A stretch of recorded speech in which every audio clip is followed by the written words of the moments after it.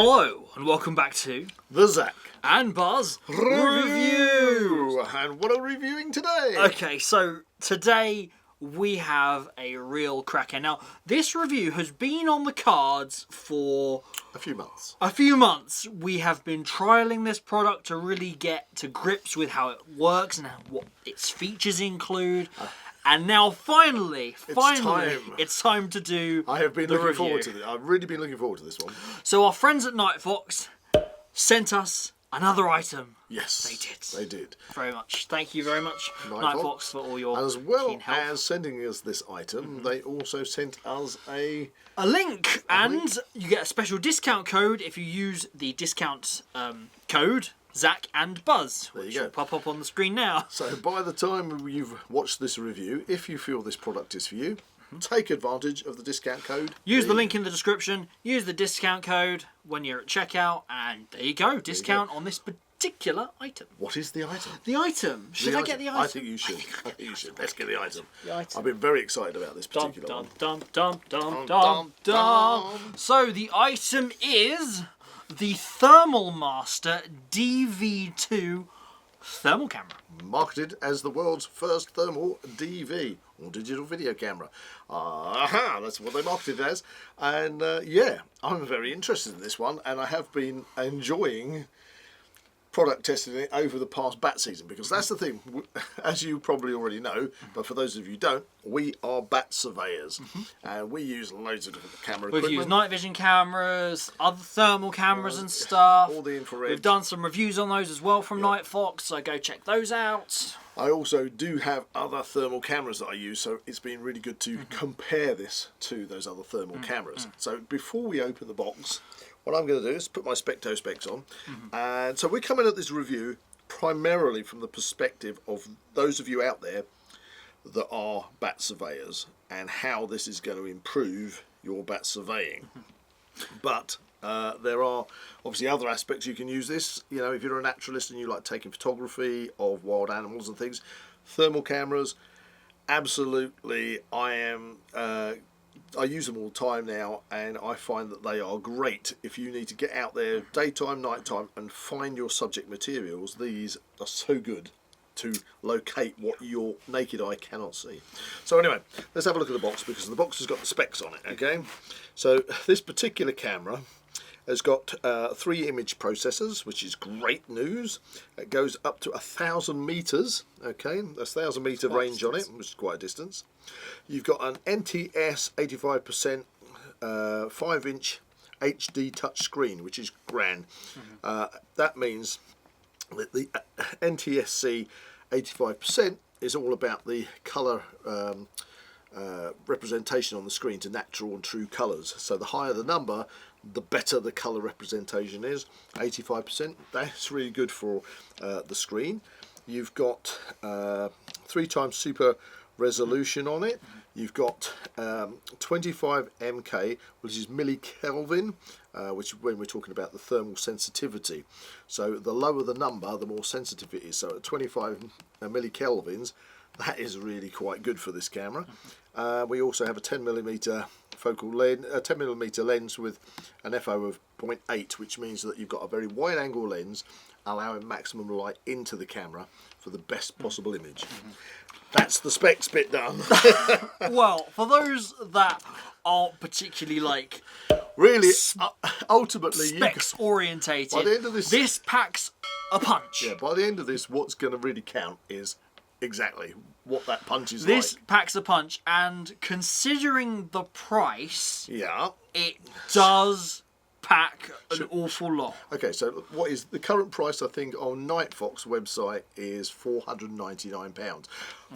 I've got to say, £499, and I am saying that in amazement, because I have got thermal cameras that I use which are not top range, but they've cost me like £1,500. Well, £1,500. This is literally a third of the cost of those cameras. When you are talking about thermal cameras, you could possibly be very amazed by how expensive some of these things can be. They could go into the thousands. And you've got to be sure, if you're going to invest that sort of money, that you know how to use them, and they are going to be beneficial to what you're using them for, and that's a lot of money to fork out. And that's why I've been so excited about using and reviewing this particular one, because 100%. this is an amazing price. An amazing price. Plus, there's that discount code, don't forget. Zak and Buzz, do it. So, what's in the box? What's in the box? Okay, let's... I've gone through the specs. Open it up. Let's see what's in the box. Thermal Master DV2. Yes. Ooh, sweet. Fun fact, it's another box. Another box.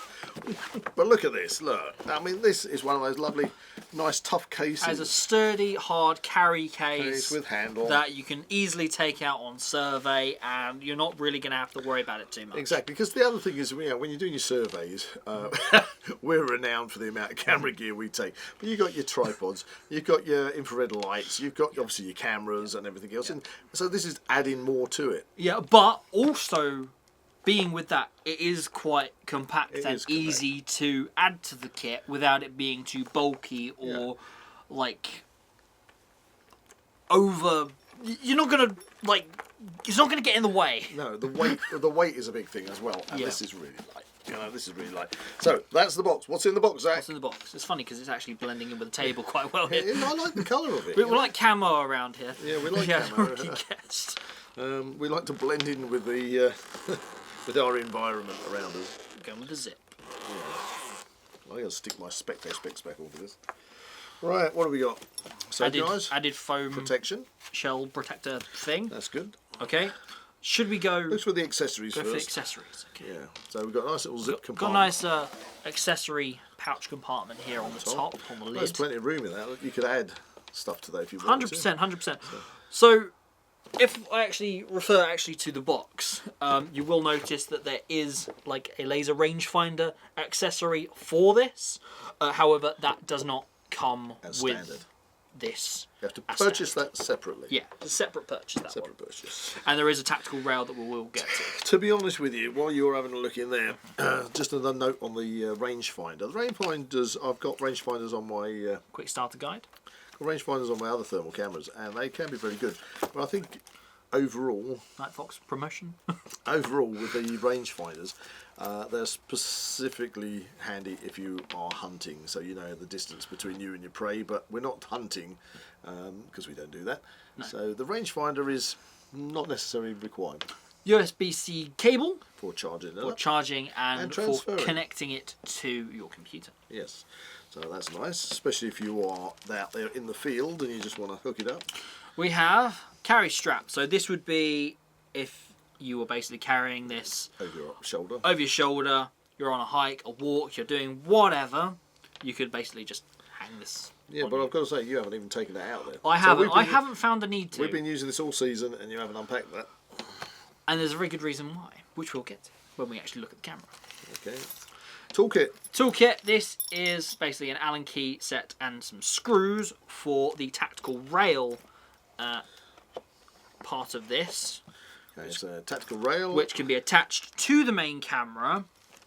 Which is where your rangefinder goes. Which your rangefinder will obviously go there, but we haven't got that. But you don't need the rangefinder. No. You don't need to attach the rail. Exactly, but you can just keep it in the box. Yeah. Right, so let's pop that back there. Then what else have we got apart from the camera? Final thing other than the camera itself is... it comes with a battery charger, which is actually quite unique, actually, because you don't often get separate battery chargers included with a main camera. Normally, mostly, they just give you the lead to charge up the camera by plugging it straight into the camera. So that's quite handy because the camera comes with one power cell. Yeah. But that can charge up too. Yeah. So if you do buy... just plug that in, charge it up. Yeah, if you buy yourself an extra power cell, then you are going to be, you know... Indeed. And it is notable that you can actually charge this or power it via that cable as well. Right, so if you run it off an external power pack. Exactly, yeah, exactly. Which we do a lot with some of the IR cameras, don't we? So, finally looking at the main star of the show. Right. I tell you, I love the design on this. The camera. It's very retro, I think that's what appeals to me because it's very much like a kind of 1980s, 1990s more video camera. But it's kind of weird because you'd think that with that you would look through it this way, but that is completely far from it with this, because that's the lens here at the front. Yeah, in fact, everything you do with that is through the touch screen. Yes. It doesn't actually have a viewfinder. No. But I have never found that an issue. So whereas my other cameras have viewfinders, which I find great, but it's just a different way of doing it. May I use this as an example? The difference is this humongous screen, which is really one of the main and really quite useful features of this particular camera. And whereas other cameras I use don't have that touchscreen facility, everything is done through the viewfinder or on an app, which is obviously on your phone. So now, does this one that does link up to the Wi-Fi, doesn't it? It does. That's how you set the time and things on it. Exactly. Okay, so when you get this and you unbox it and you want to set the time, you have to hook it up to the Wi-Fi, and that will sync the time and everything. Yes, and we can that's do something in a future video. Future video, we can cover that as well. Okay, so right, we've looked at all the stuff that comes in the box. We have now got the camera out. Obviously, before we turn it on, let's go through a couple of the main features on the camera. Obviously, we've already covered the massive touch screen. It's great. How much flexibility have you got on that? Okay, so it's basically, don't want to go too much. It can go forwards. Yeah, right. It's basically 180. 180 on it. 180 flip. And it also has a tripod mount. Tripod mount, yes. So if we look at the bottom here, there is a single screw for the universal tripod mounting system. Now, what I will say, it works, and that is exactly how I use it. However, I'm being honest here because this is a review. I must say that when mounted on a tripod, it doesn't sit flat. Okay. There is a bit of a lean because it's quite an upright camera. There is a bit of a lean. It almost kind of sits. So, but you can adjust that on the tripod leg, can't you? But that's the thing I was going to say. It's basically, you can kind of not worry about it, that's fine. Or you can just adjust the tripod to counteract that. So it really isn't too much of a downside. I mean, you've got the head of the tripod, so you can alter it there, or you can just move the leg. Exactly. There's so many different ways of dealing with that. I do remember one other thing that we came up about that. Does it not cover a port when you got it on a tripod?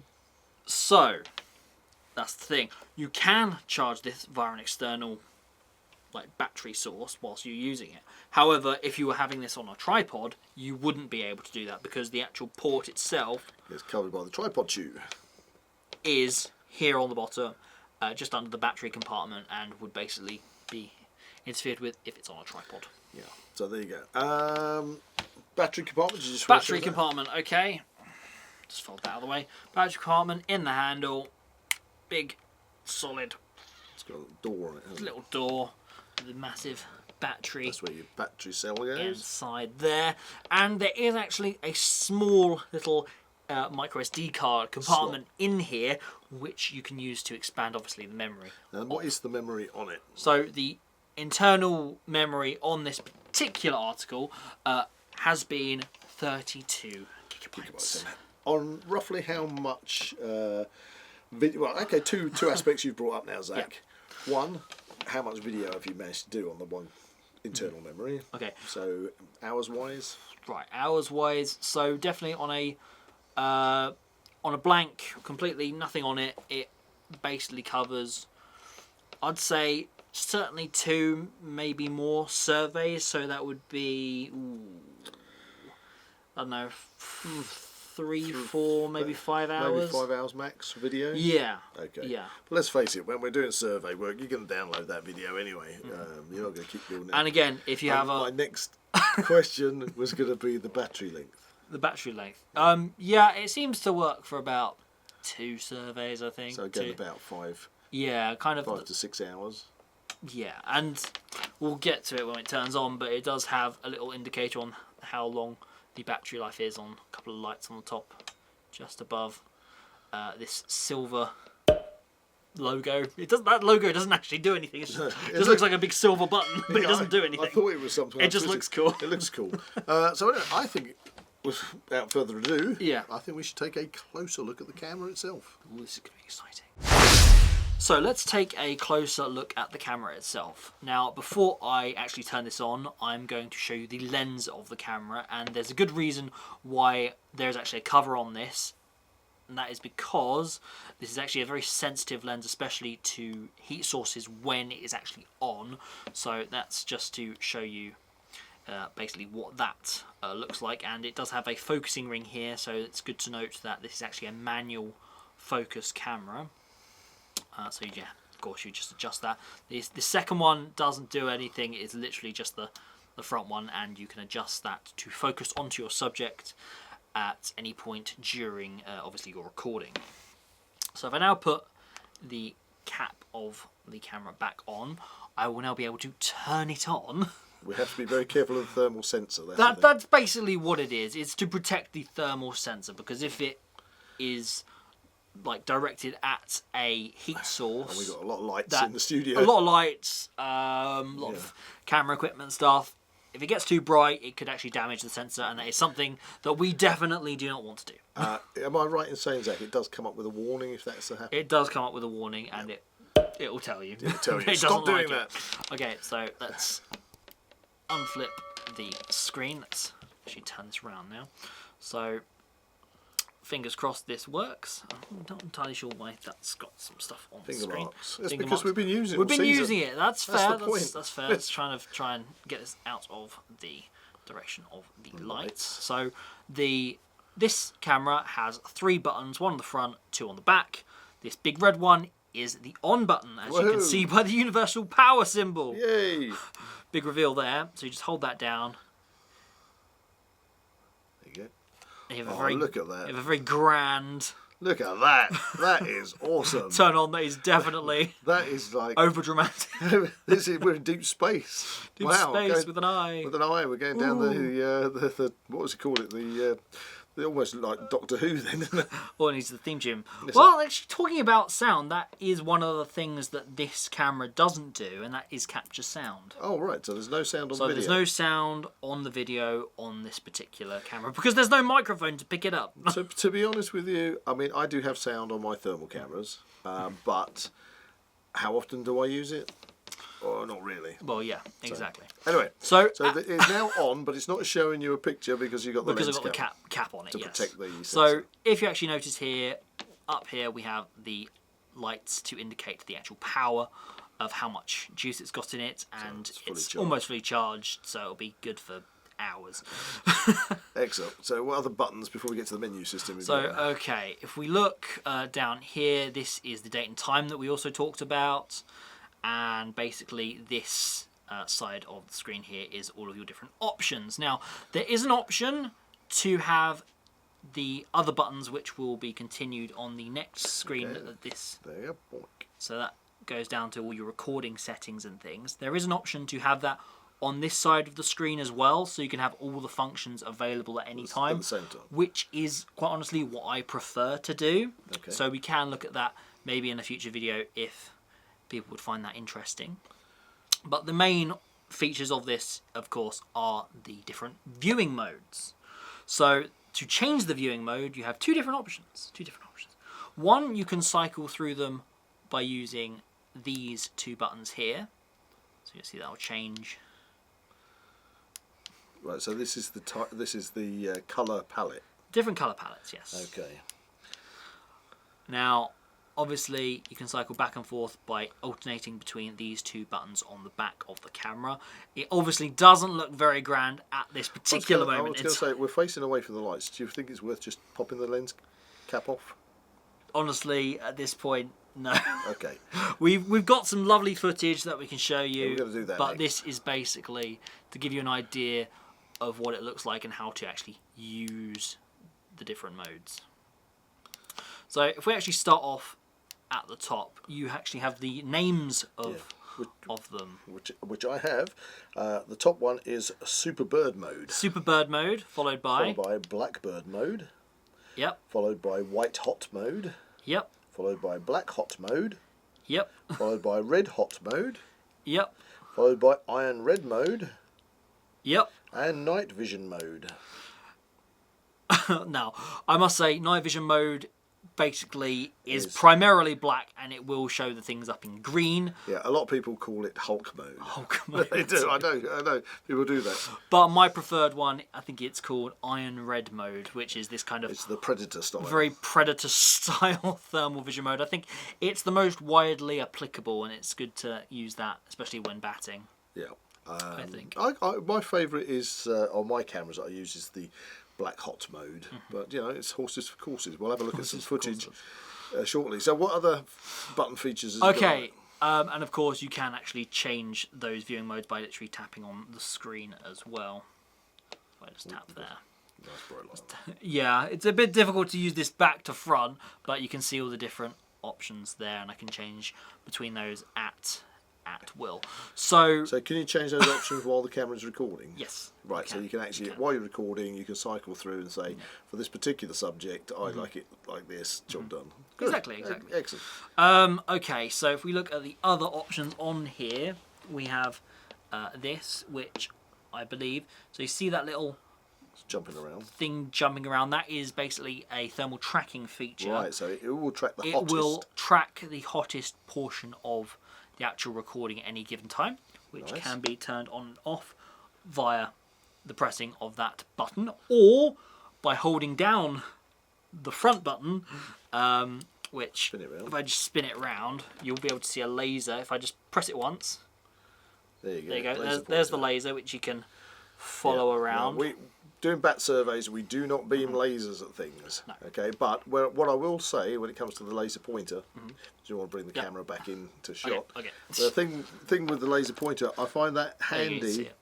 if you are okay. So when you're looking at the screen and you see, say, an image of a thermal image of an animal and it's in the bushes, and then you look past the screen with your naked eye and look at the bushes, it's sometimes difficult to see exactly where the animal is in real life compared to what you're looking at on the screen.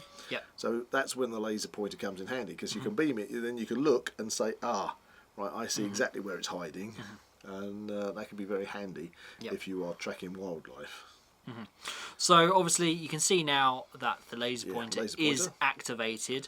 Now you can see also on the screen there is a little kind of crosshair option in the centre of there showing you where that is, and obviously you can cross-reference that as you just discussed. Basically at the press of the front button again that disappears, and so does the crosshair, but the holding down of the front button will activate that thermal tracking feature yet again, and then hold that down again, and that will switch it off to turn it off. Nice. I think there is another feature you showed me on the base of the camera as well. This this is one of the more almost gimmicky features of this particular camera, and I think it's probably the least useful thing about it, but it's nice to have. I will not criticize that.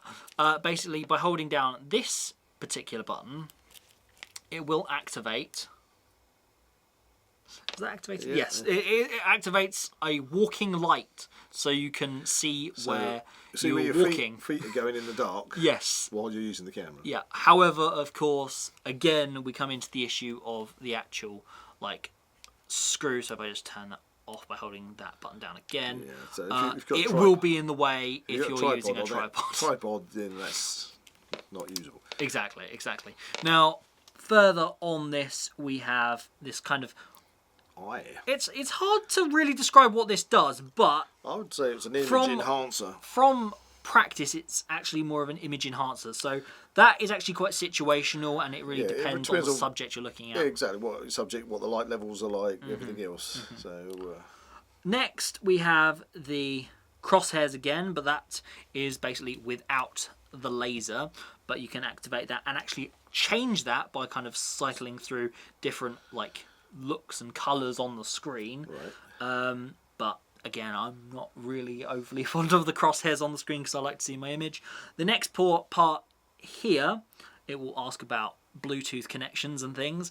Now that is very much for the additional rangefinder, which is attached by the rail which is in the box, which attaches to this bit that says expand on the side, but we don't have that, so we don't need to worry about it. So basically the Bluetooth is there so you can link up to your rangefinder. Yes. So then we go to this little kind of thing at the bottom. That was a forwards arrow. Big technical term, yeah. Which leads you to the next screen. Now this is obviously the much more useful screen and very much is the one I use the most, which is why I like to have it on this opposite side of the screen all of the time, so I can basically choose whatever option I want. Okay. Top one, very simple, looks like a camera. That takes a Press that, takes a photo. And can you take a photograph while the camera is recording? Or do you have to stop I think you can. Right, so I think you can. It'll take a screenshot as you're still recording. Indeed. Right, that's handy. Please quote me on that. I don't know. But I think that's right.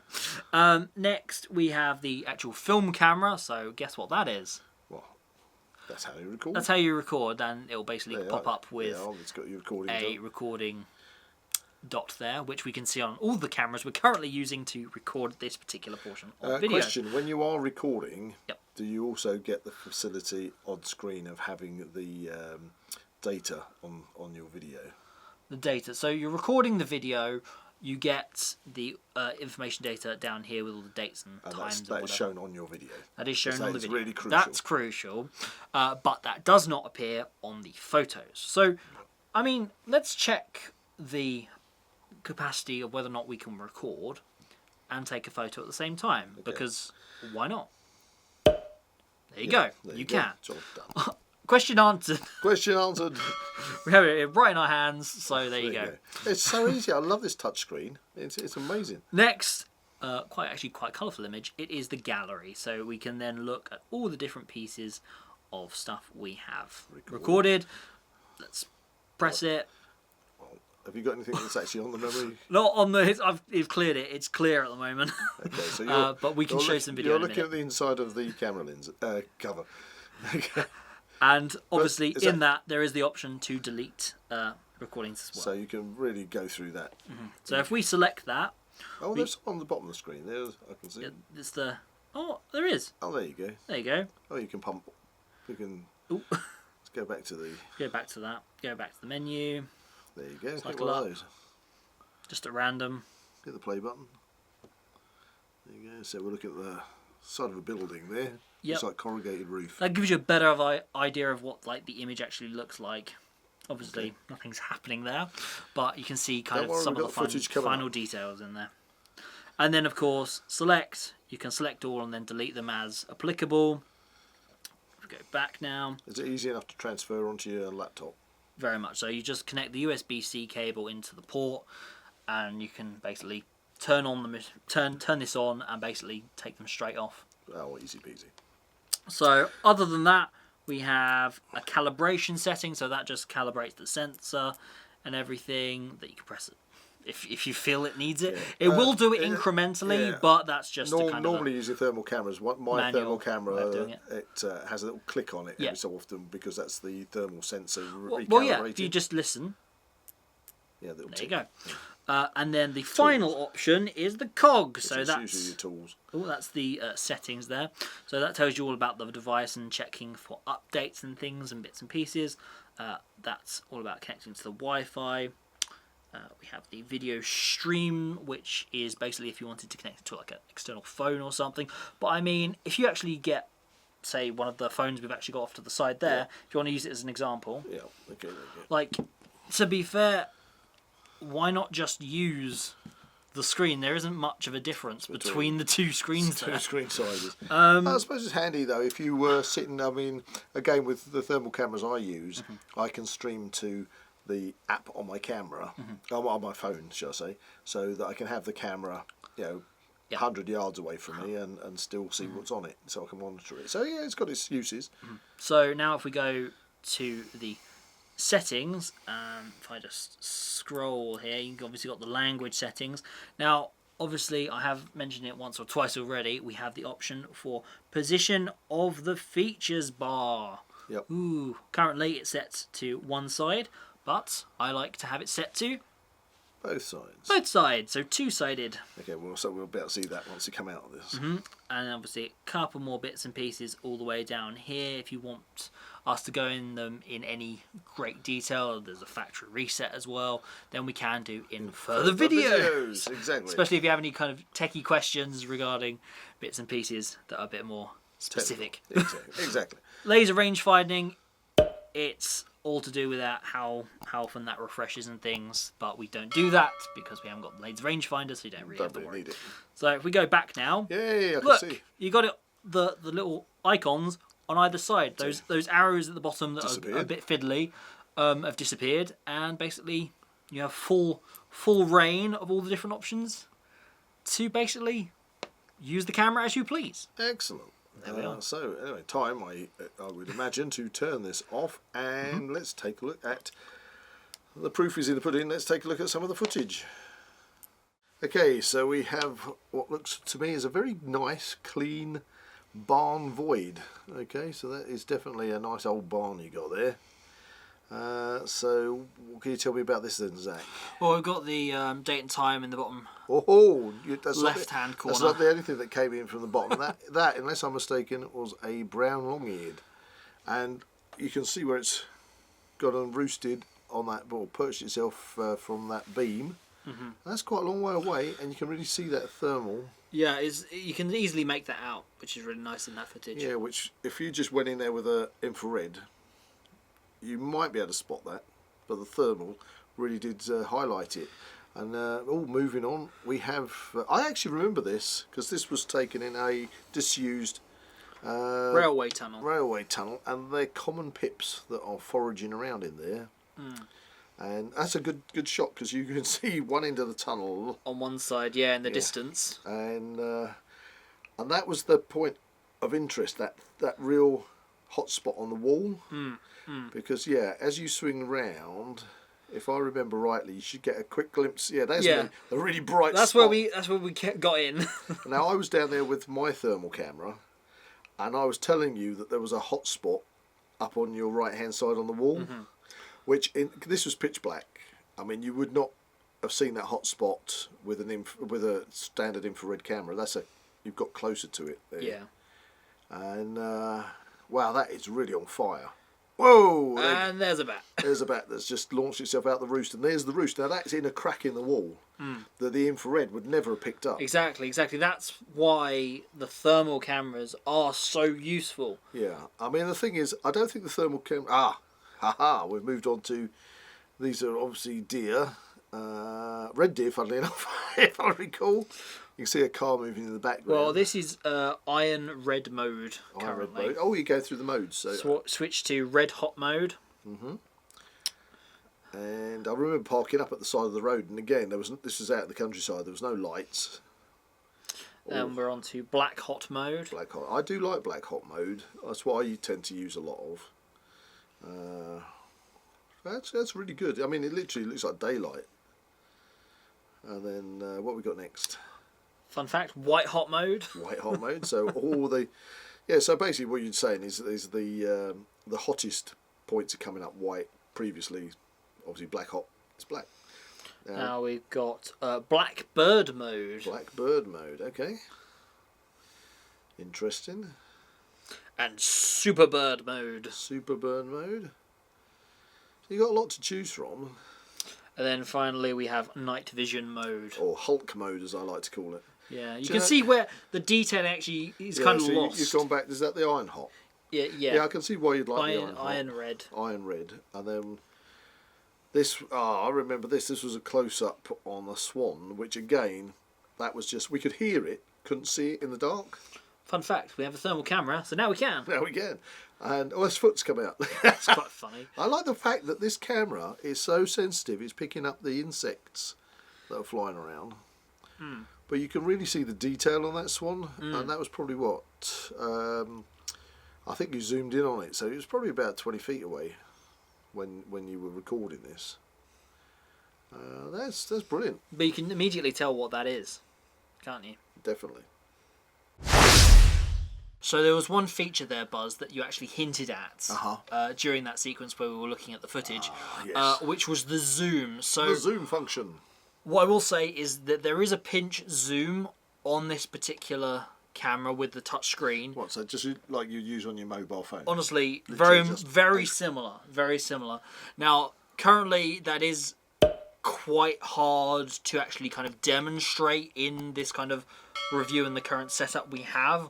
But I do think that does have the potential of further exploration, maybe in a future tutorial video or something. Yeah, I think a few tutorials might be handy. A few tutorials, yes. Tutorials, yes. you know, because Let's get to the nitty gritty. People are always asking, how do I set the time? How do I do this? How do I do that? Yeah. So anyway, that's it. Well, we've seen the footage. Yep. Proof is in the pudding, as they say. And I think it works remarkably well. Well, I've got to compare that to my like £1,500 cameras to a £500 camera, or using the discount code, even cheaper. I am really knocked Zak out. Buzz. I am really knocked out with this little camera. I tell you, if you've not had thermal before, and thermal, by the way, I've got to say this. In the Bat Survey fraternity, some people have been saying, I noticed this on sort of social media groups, that they were going over to thermal and instead of infrared. No. In my opinion, okay, thermal and infrared complement each other. Yeah, that's a good way of putting it. You know, you can't really do one without the other. The thing is, you can go for thermal cameras. Some people have been going for thermal cameras and switching out, but you do not have the field of vision that you have on an infrared camera. That is so true. I can get, you know, on a I mean, we tend to use the Canon XA60s. Yeah. You know, Which has an incredibly wild as field well of as vision. obviously the Nightfox whiskers. Yeah. We always have the whiskers around. But we have an incredible field of vision with that camera, and an immense zoom as well. Which comparatively would probably be one of the weaker aspects is, yes, this does have a reasonably wide field of vision, but comparatively to the infrared cameras, it just doesn't compete. You can't compete. So I mean, a good example of when I find they complement each other is when I'm at a survey, and for example, say I know there's a roost in there. I've seen bats coming out, or somebody else who's been on the survey before me has given me the information. I can have my infrared there, scoping out, say, the whole section of a roof, but then I'll have the thermal zoned in on where the most likely target. where the most likely roof feature or is. indeed where the thermal signatures are, much like we found in that tunnel footage. Exactly, and that's where there was a hotspot. There was a hotspot on the wall. We then knew that we could look at that, and then there was an emergence. And that's exactly the point, because then the thermals really come into their own when you're in a void. Yeah. Which is exactly what you just said. So if you're in a void, say you're in a roof, or you're in a barn, or a tunnel, or a cave, or wherever you happen to be, the fact is that you can scope it out, and it's much easier to spot roosting bats in that environment using the thermal, and then get the infrared to basically cover everything. So they're not a replacement.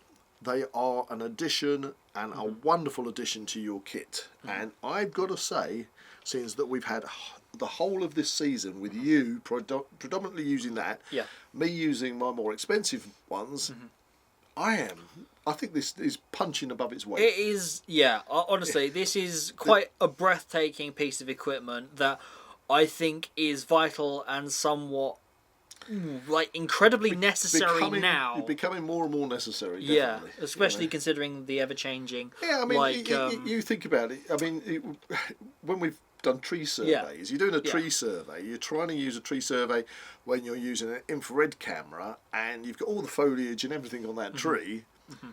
You stick a thermal on it. Yeah. You're seeing all the heat signatures, which you wouldn't capture with the infrared. Yeah, I think if it isn't already obvious, it's a complement, not a replacement. And if you are delving into thermal for the first time, this is great. This little puppy, I can't recommend it more. I think, as you said, punches above its weight, because it certainly does. Thankfully, it's not an. It may to some seem quite an investment, but it is a worthwhile investment for this article. Yeah. Because, I mean, I know that there's some other ones we've got which are obviously a lot more expensive, which kind of I know that some people can be kind of reluctant to spend more for things. Now, and not everybody. I mean, we're videographers as well. We know how to use camera equipment. So not everybody does. I do have a question. Obviously, you got your other thermal cameras like before this was even available. Yeah. Had you not got those, would you have got this instead if you'd waited? Yeah, I think to kind of save yourself the money. I don't think necessarily it's too much about saving the money, because I will be honest. This is an honest review. Okay, I will be honest and say that usually I would always work on the mantra of buy within your means, what you can afford, and buy the best that you can for what funds you've got. But in this day and age, that can be quite an ask, especially if you are a bat surveyor and you aren't necessarily that familiar with using camera equipment, etc. To be asking somebody to fork out £1,500 plus on a thermal camera is a big gamble. Yeah. And they don't even know if they're going to use it particularly. This is a no-brainer. I think, to answer your question, if this had come out before I'd purchased my other ones, then definitely I would have gone for this. But I would need to have seen a review like this to really show me its features, to be able to make that decision. To make that decision on, because it's so. I mean, when you go in cold and you're looking at thermal cameras or any cameras, it's really difficult, because you say, well, okay, it's a thermal camera, but I might not know exactly how it works. Am I spending my money on this? Am I getting my money's worth? This camera, no question. Now to do almost like a bit of a comparative, because I have used your thermal camera as well. What I must say is, obviously, that didn't have the touchscreen feature or the viewfinder. It had the physical viewfinder. The physical viewfinder, which I'm loving the. It's the description. We don't have it to hand, but basically, I did find it was a bit awkward to try and figure it all out in such a kind of tight space. Whereas with this, it's almost a bit more intuitive, a bit more user friendly. I will say that the functionality of this and it's remarkable. The menu system is better. There you go. Yeah, I will say, obviously, the thermal image on my more expensive thermal cameras, they do better show the fact that you have spent 3 times as much on the camera. Yes. But at the price that you're paying for this, it is punching above its weight. It is giving you a decent... With all the features it's got, giving you a decent... honestly. Decent... It's got three image processors in there.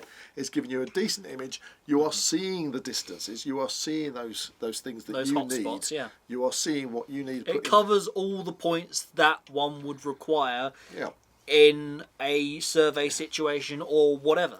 Yeah, and again, briefly moving away from the bat surveys, just literally if you're a naturalist and you want to use a thermal camera for spotting wildlife so that you won't want to take photographs of it and things. I mean, birds. It's got bird modes on there, for goodness sake, of course. If you're they don't call them twitchers anymore, they're called birders, I think. But so if you're a birder, or if you're somebody who's out there and you want to, maybe you're doing badger surveying, or you're not, you're just basically a wildlife photographer. Yeah. You can spot those creatures at such a distance and then slowly work your way towards them, because you can see where they are from the heat signature. So it's incredibly widely applicable, and it definitely has its perks and uses. Yeah, and I've got to say the retro look on this, somewhat aesthetically pleasing. I like that. I must say I've never seen a thermal camera designed like it, and I very much like the way in which it kind of sits in the hand as well. Yeah, and so you're the one who's been using it all season. Yeah. I think you've got to give it a... So I've got to give it a fair rating out of 10. I think... Now, obviously, I've become quite attached to this. Would I feel like I was under-equipped had I... Obviously, if I didn't have it on a survey with me, obviously I've used it a lot. I'm familiar with it. I know how it works. Would you miss it? So yes, on survey, I would very much miss this if I didn't have it with me. Well, that's a fair and honest question. So if I had to rate this out of 10, I've got to give it a 10. I just really... I would miss this if I didn't have it on a survey now. It's become part of my essential equipment that I would definitely take in basically any situation because it can change depending on the survey you're doing. It has its perks. It has the things that I need it to do, and it performs them very well. Yeah. For me, I'm going to say, okay, I do like the fact that mine does have sound on it. Yep. And the quality image, I would expect it spending 3 times as much as this to have a better quality image. But the thing is, I can't sit here and compare a £500 camera to a £1,500 camera. It's very hard. That would be unfair on the £500 camera. But I do keep saying, I'm repeating myself, it punches above its weight. For £500, you cannot go wrong. Exactly. So, you know, presented with that, if I've never used a thermal camera before, again, ease of function, you know, the way you can just use the usability is so simple. Yeah. I'm going to give it a 10 out of 10. Yeah, the price is actually knockout. I don't know how they are doing this at that price. And I've actually looked into it, and I do believe that there is a Thermal Master DV2 coming out as well. Now, I'm going to jump in there because I believe that this part of the camera, see, I don't know if you probably see, there's a little line on the top here, and they're slightly out of line with each other. I believe that if you match them up, you can take this whole section off the camera and you can upgrade it to the DV3. To the DV3 by literally just changing the lens. But at the moment, we don't have that. We don't have that. But that's something in the future that we might hear from Nightfox or about in the future. But for the moment, this one. Now, job done. Hopefully, within this review, we've covered most of the bases, if not all of them, and I'm sure that some of you may have some questions. So please shoot them our way in the comments, as we'd love to answer them for you if you have any queries. And basically, we can make further videos regarding like the different features and how to set this up and things in the future. I am going to basically parrot that and say that yes, if you've got any questions before purchasing it, don't forget, use the offer code that we've got. If you decide to purchase it and you just want any other questions answered before you make a decision, let us know. And of course, if you have got it and you're having any, well, you know, how do you do this, how do you do that questions, then just as Zak said, let us know. We'll be happy to do a how-to videos in the future. Don't worry, we don't bite. No, we don't bite. We're a friendly couple of bat surveyors. With our thermal cameras. With our thermal cameras. And our review channel. Exactly. Anyway, I hope you enjoyed this review. Please like and subscribe to the channel and comment below any suggestions of further reviews you'd like to see.